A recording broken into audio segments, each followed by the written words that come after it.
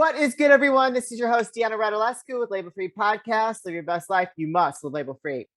Super pumped. We got a very cool guest with us today. So grab a cup of coffee, sit back, relax, tune in, and listen to us drop some wisdom, some inspiration, and all those good things. My next guest is a leadership coach. He's the founder of his amazing organization called Kepple Coaching. And he is also a podcast host. Please welcome Kevin Kepple to the show. Kevin, thank you for joining us. Woo woo! Oh, it's my pleasure. Thanks for having me. Excited to be here.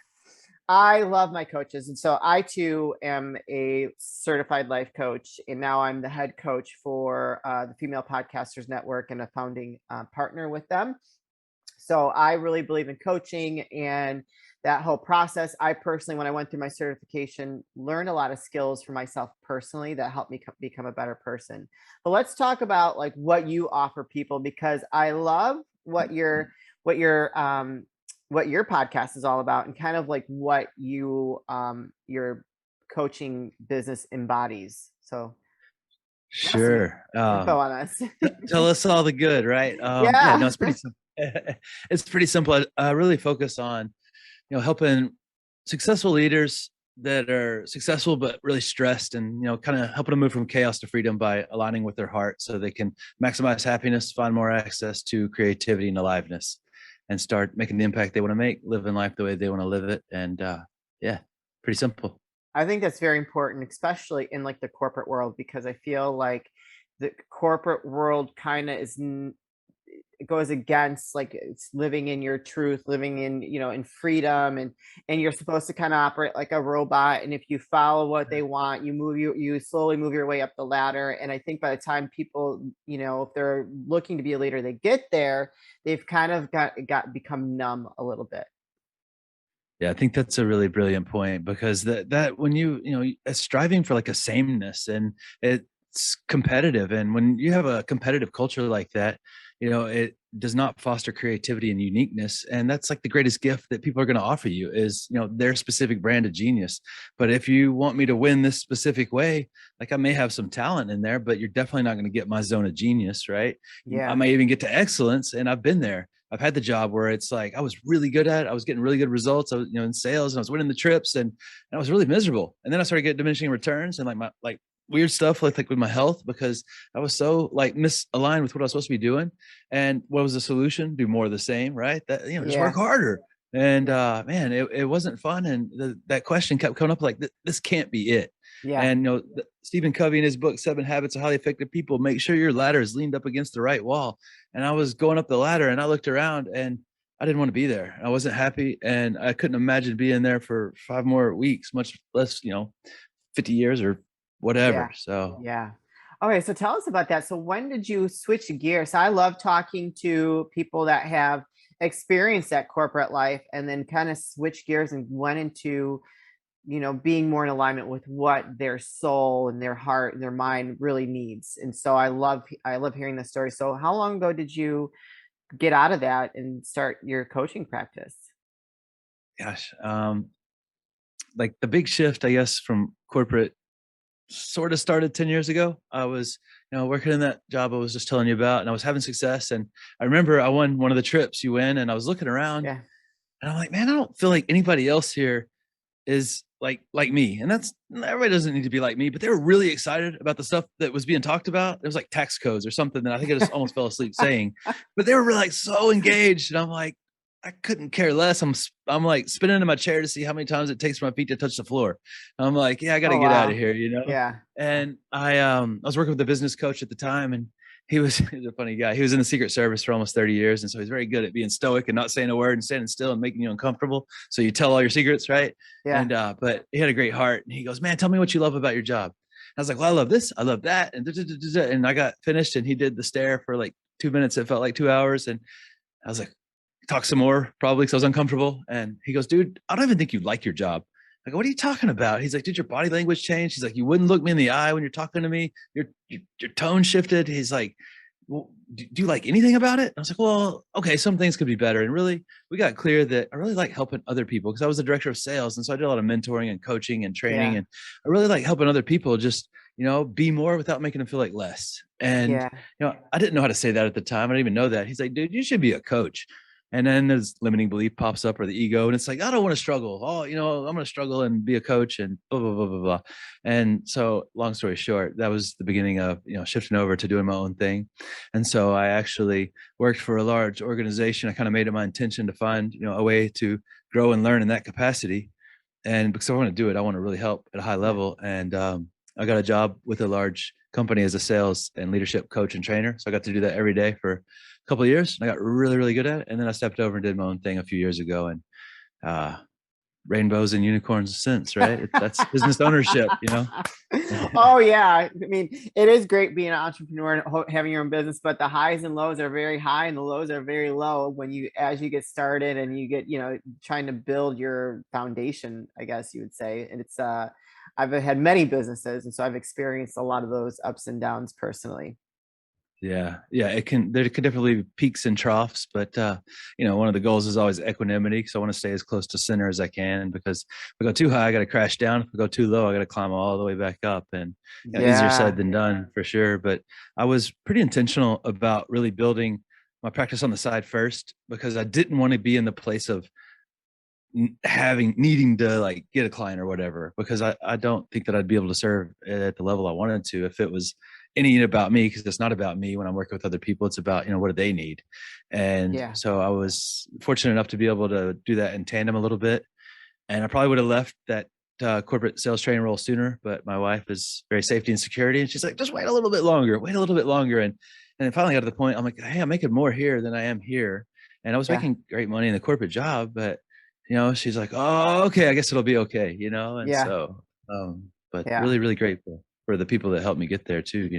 Sure, sure. So I actually want to kind of ask some questions about the people that you work with and maybe some common denominators with, people that are in leadership in large corporations. I saw a lot of impressive logos on your website.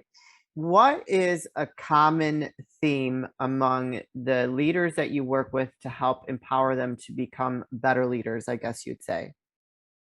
And one of the common things, and it was very familiar to me too, it is, and still very frequent, is people trying to be everything to everyone, Yeah, and, really trying to crush it across the board. And man, you're not ever going to be good at everything, period. And nor do you want to be good at yeah, everything. And it's so powerful when you can finally give yourself permission to be you, and focus on the things that really light you up. It's like, what am I passionate about, and then how do I mix generosity into that? That's the sure. simple but not easy question, right, that we all need to answer. And just getting people aligned with what they do really well. But also, it's so powerful when you can help.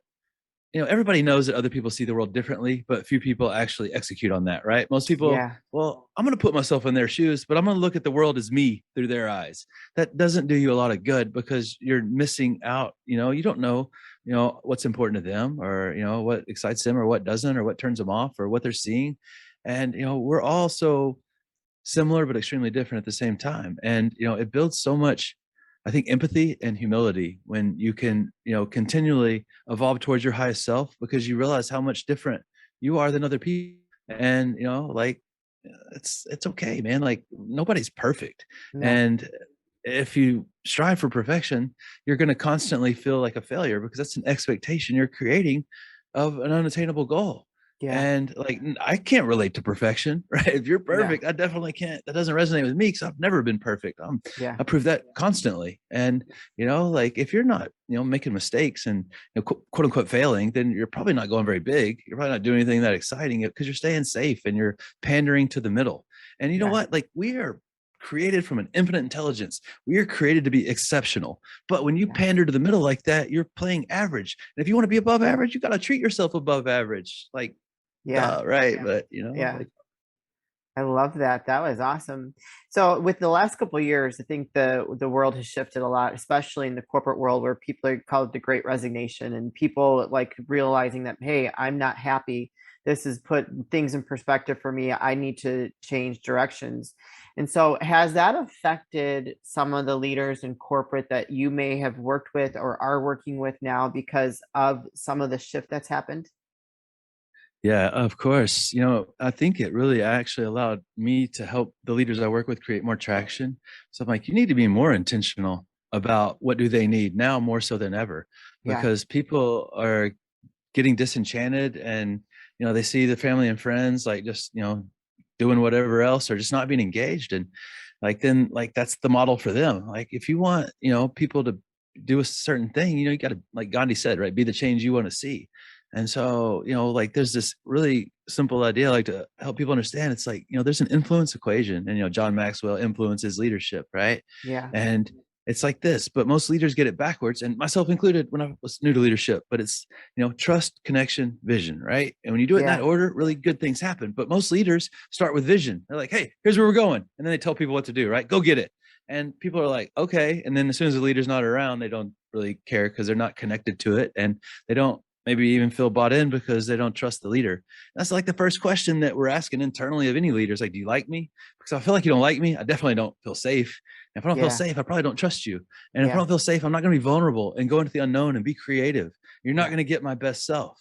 And it's not even intentional, right? But if I trust you, and I feel like what's important to me is important to you, that's when I Yeah. start really feeling connected to you and connected to your vision. And when I'm connected to you, a really good connection built on trust, like I will happily co-create your vision. Yeah. And even better, we're going to co-elevate together.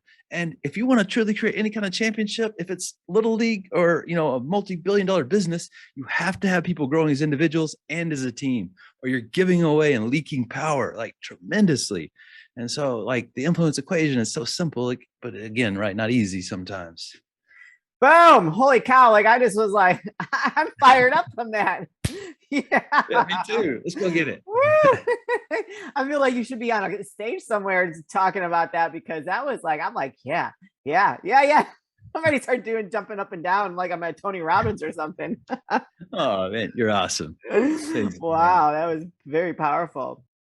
Hey Dad, how you been? What's going on? Well, not too much. Spring cleaning time. Well, did you weed whack? Did you get the carpets cleaned? 'Cause I know Mom's all about that, so I want to make sure we're ready to go. Well, yeah. I got the gutters clean. That's about it. That's it? Well, when I said weed whack and all that and the carpet, I kind of meant like the Manscaped 4.0. It's a little more personal. I understand. Yeah. Works Oh, awesome. Have you tried this? I have tried it and it works wonders. It really does. Yeah. Okay. This is pretty cool. And see, it comes with an LED light, and I understand it's waterproof. It is waterproof. It works well. I tried it. It's a good product. It's a great product. I've tried other ones, and they're just so noisy, and they don't cut very well. Wow, that's really good, Mike. Where do we get this? Well, you can get it at manscaped.com, and while you're at manscaped.com, you know that we got a code, so we get it cheaper. Really? Yeah. What kind of a discount can we get? We can get it at label-free 20, and it gives you 20% off the product, and it gives us free shipping.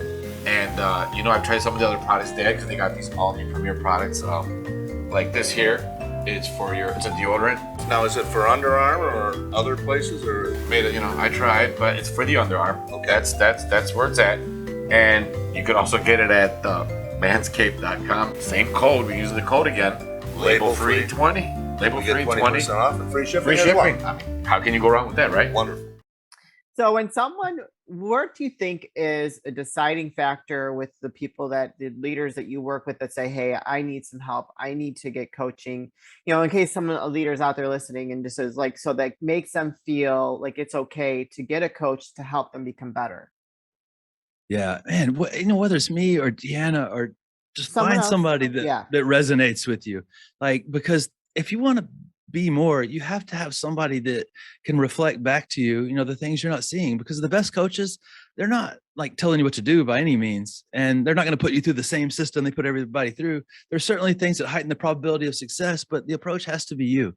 And like, really, really crucial that you resonate with the person first and foremost, right? Because that's an influence Yeah. equation again. You got to feel like you can trust this person, and then that leads to connection and the co-creation and all that good stuff. But I think that it took me 30 years to learn how to say I don't know and mean it, literally. And you know what? that's the most powerful phrase I think I know, right? I don't know. And I Yeah. don't have to know. And, Yeah. Steve Jobs said, I don't hire smart people to tell them what to do. I hire them so they can tell me what to do. And, Yeah. it's not that the coach is smarter than you or you're dumb or anything like that, but a good coach is going to help you see where you're wasting your energy, blocking it, not using it. And like, I love sports, right? And, Dallas Cowboys, America's team. We live in America. So of course I love the Cowboys. Well, I live in Dallas, you guys, spoiler alert. Yeah. But it would be, even though it feels like sometimes on Sundays they don't have any coaches, like it would be ludicrous if you looked on the sideline and there weren't like 30 coaches, right? Yeah. And any profession, has coaches of all different caliber, right? Like fitness coach, a voice coach, and et cetera, et cetera. And I work with a coach, and like I absolutely love to be coached because every time I literally quantum leap down the road, skip Yeah. massive steps, because working with a coach is like a miracle. And what do miracles do? Miracles compress the need for time. And that's Yeah. what a good coach is going to do for you. They're going to compress the need for you to get the time on the floor so you can actually get where you want to go. And to be quite honest, it's really your responsibility to become the very best version of you can possibly be, because the more you grow, the more you're going to be able to give. And that's why Yeah. you were given all these gifts, so you could grow as much as you can and give it all away and serving other people. Yeah. Yeah. Wow. And also I feel like it's important to say that even like if you're wanting to grow or you're looking to find a coach, that's not coming from a place of weakness. It's actually coming from a place of strength and saying, hey, I want to be better at this, and this, whatever it is that you're looking to, wherever you're looking to be better in, whatever that looks like for you. I think it's to be that vulnerable and say, hey, I need to add more value to what I'm doing is a very powerful thing. Yeah, absolutely. I mean, it's again saying I don't know is how I definitely unlocked my freedom, because if I have to know everything and have to have all the answers, then I'm going to keep recycling the past over and over again. And it's Yeah. like that movie Groundhog Day with Bill Murray, except not fun or funny like it was in the movie. No. And like literally you find yourself living the same life for years, and then it's like the personal inflation, right? The world continues to revolve around you, just not the way you want it to, and you're getting passed up. And that's just an extremely detrimental place to be, because there's no passion in that, there's no purpose in that. Yeah. Do you have a success story you want to share with someone that you've worked with where you saw incredible growth and them reconnecting to their passion, or whatever that looks like for you with one of your clients?